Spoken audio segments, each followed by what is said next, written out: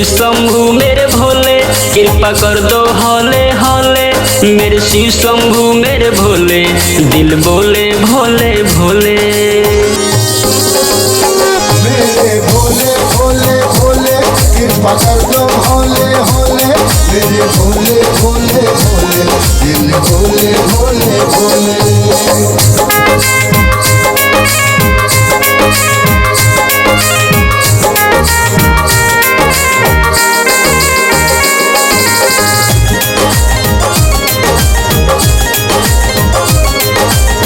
मिर्गा की छाला पे आसन रामाए, बैठे कैलाश पे भस्म सजाए।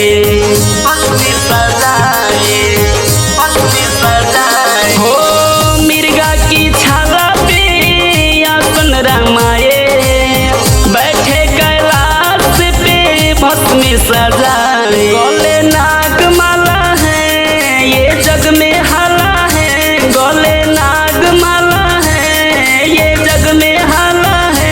तेरे जैसा नहीं कोई दयावान, मेरे शिव शंभू मेरे भोले, कृपा कर दो हौले हौले।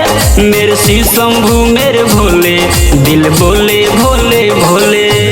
भोले भोले भोले, कृपा कर दो हौले हौले। मेरे भोले भोले भोले, दिल भोले भोले भोले।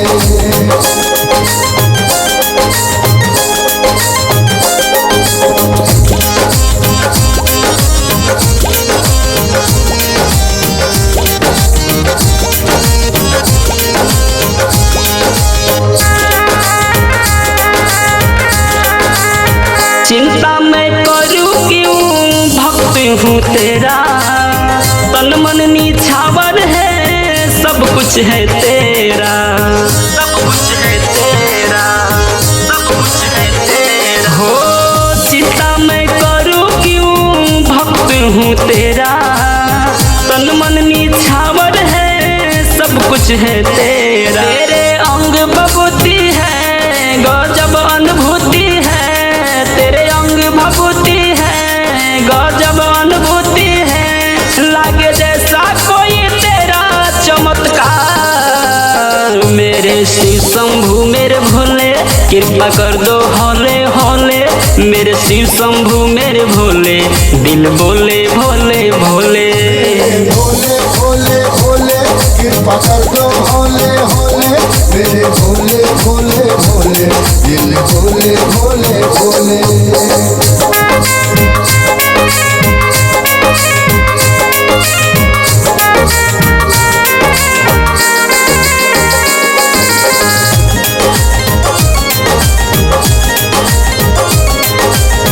ज्यादा ना मांगू मैं, थोड़े की आस है।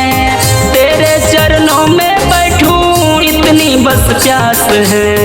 इतनी बस प्यास है, इतनी बस प्यास है। हो ज्यादा ना मांगू मैं, थोड़े की आस है। तेरे चरणों में बैठूं, इतनी बस प्यास है। माथे चंद्रमा है, जटा में गंगा है। माथे चंद्रमा है, जटा में गंगा है।